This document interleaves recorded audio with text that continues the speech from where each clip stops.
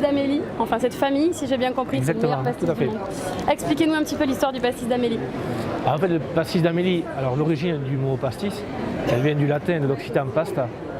Ils ont pris la racine latine comme pâtissier et pastisser. Et en fait, les grands-mères n'avaient pas de recette type pour faire un pastis. On disait ça, on fait la biste des nas à vue donnée. Donc on en faisait tout un pâté et c'est venu donc pastis qu'ils ont francisé. Ensuite, c'était le gâteau autrefois dans les fêtes de village et pour les mariages, conservé pour le dessert, il y a 150 ans ou 200 ans.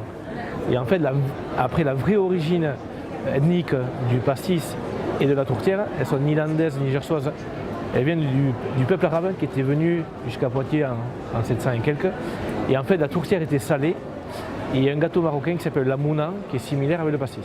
Voilà les vraies origines du pastis en général. Et Amélie, pourquoi? Du coup, Amélie, c'est votre grand-mère? En fait, c'était mon arrière-grand-mère. Arrière-grand-mère? Et c'était mon papa qui trouvait qu'en général, le pastis était un peu galvaudé. Voilà, on y mettait la fleur d'oranger, on y mettait de l'anis, on avait un peu galvaudé.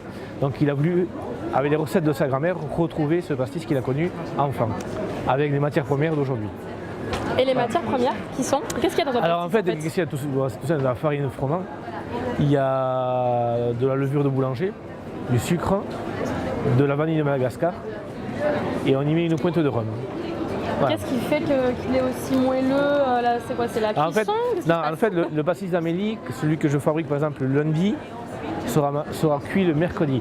Il y a 48 heures de fermentation, c'est-à-dire que plus, c'est un peu comme le vin, c'est similaire, plus il y a de fermentation, plus les sucres vont fermenter et vont donner du goût et de la conservation.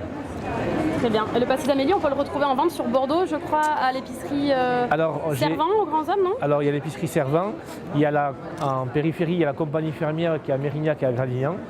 Et il y a aussi My Little Épicerie qui est à la place des Grands Hommes. Très bien. Et vous êtes basé donc?